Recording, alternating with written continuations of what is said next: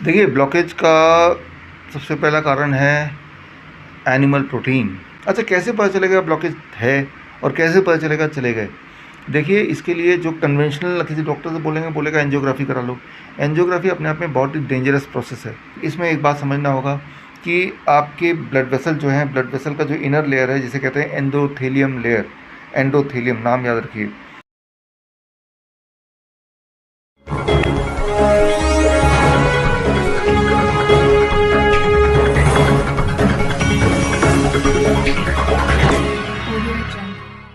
Hello friends, मैं सिद्धांत राजपूत और आप देख रहे हैं ग्लोबी न्यूज़।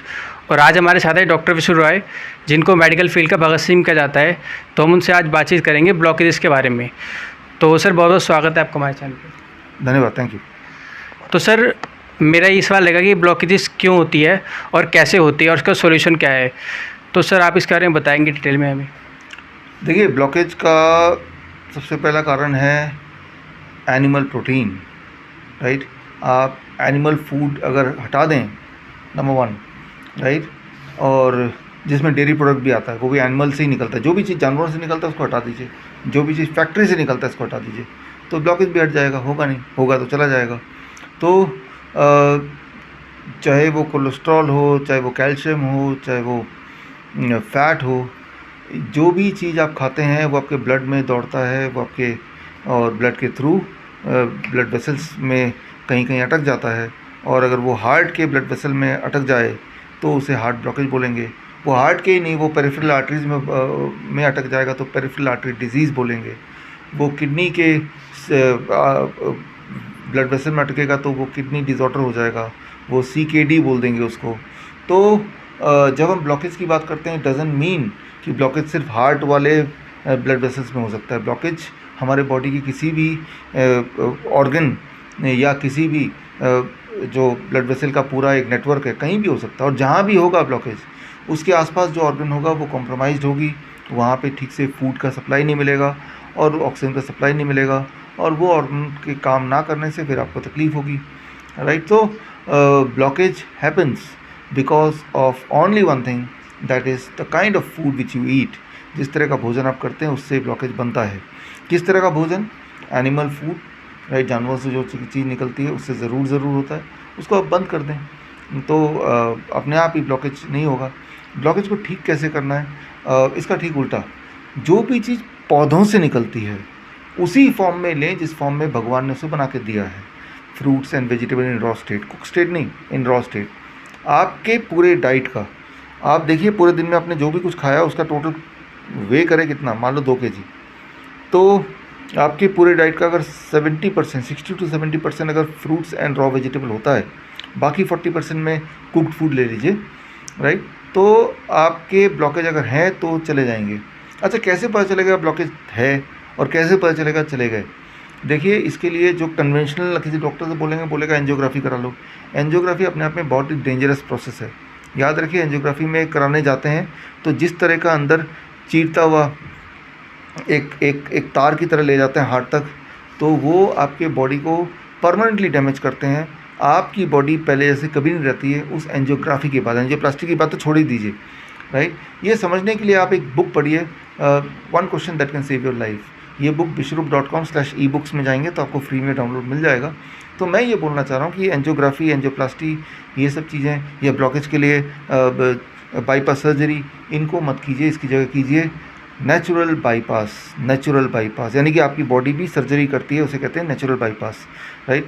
बॉडी कोलेट्रल आर्टरी बनाती है। कोलेट्रल आर्टरी नाम याद रखिए, नेचुरल बाईपास नाम याद रखिए, इसे आप सर्च कीजिए। जब सर्च करेंगे तो ये मेरे बनाए हुए टर्म नहीं है, ये ऑलरेडी साइंटिफिक एविडेंस है, बल्कि इस पर नोबेल प्राइज़ भी मिला है। और वो ये कि आपकी बॉडी कोलेट्रल आर्टरी, नई आर्टरीज बनाती है। अगर कोई आर्टरी ब्लॉक भी है तो नई आर्टरी बना देती है, या बनी होती है उनको खोल देती है। उससे आपका हार्ट का जो फंक्शनिंग है दोबारा पूरी तरह से काम कर सकता है। तो कैसे पता चले ब्लॉकेज है? जैसे आप अभी ऊपर आए हैं तो ये 2nd फ्लोर है, तो हम क्या करते हैं, हमारे जो पेशेंट कभी आते हैं, हालांकि यहाँ कम से कम पेशेंट को बुलाते हैं हम, तो जब वो चढ़ के आते हैं तो हम नोटिस करते हैं वो कितनी बार रुके हैं, राइट। तो उससे हमें आइडिया लगता है कि इनका हार्ट की फंक्शनिंग क्या है। और जब 1 महीने बाद दोबारा हमें मिलने आते हैं और तब हम देखते हैं कितनी बार अब रुके हैं। तो होता ये है कि जो मैंने आपको डाइट बताया 70% फ्रूट्स एंड रॉ वेजिटेबल, ये करने के 1 महीने बाद जब वो आते हैं तो बिना रुके धड़ाधड़ ऊपर चढ़ के आते हैं और सांसें भी नहीं फूलती है, हम समझ जाते हैं इनकी ब्लॉकेज तो ख़त्म हो गई, कोलेट्रल आर्टरीज आ गए, नेचुरल बाईपास बॉडी ने कर दिया। याद रखिए, बॉडी भी बाईपास सर्जरी करता है जिसका नाम साइंटिफिक भाषा में बोलते हैं नेचुरल बाईपास, और उस सर्जरी में जो बॉडी ब्लड वेसल बनाता है उसे कहते हैं कोलेट्रल आर्टरीज।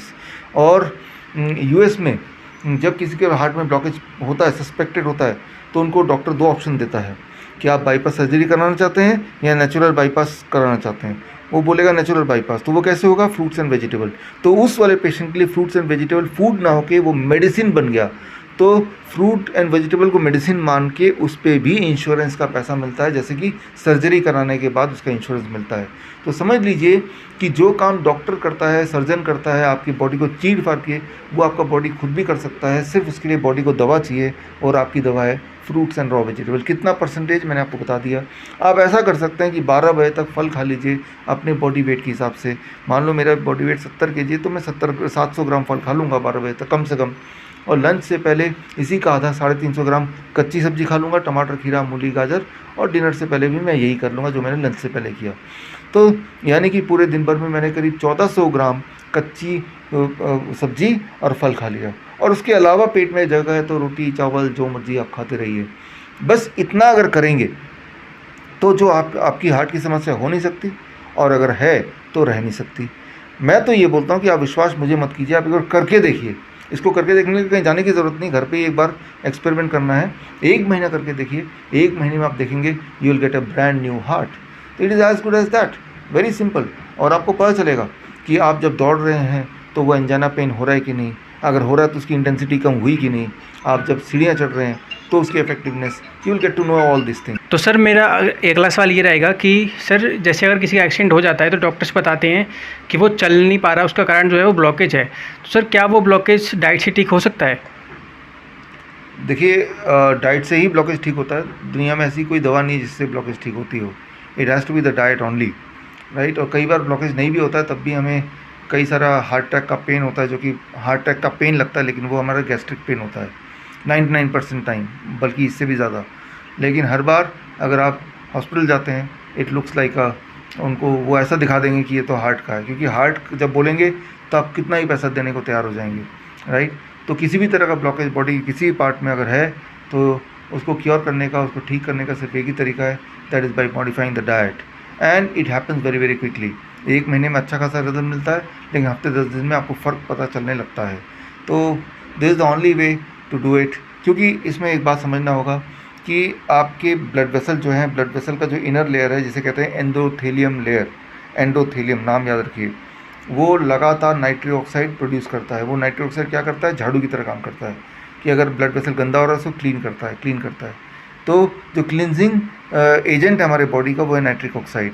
लेकिन नाइट्रिक ऑक्साइड किसी किसी की बॉडी में कम होने लगता है, यानी कि झाड़ू लगने की प्रोबेबिलिटी कम हो जाती है, यानी कि गंदगी वो जमा होने लगता है, चिपचिपा होने लगता है, अब ब्लॉकेज आने लगता है।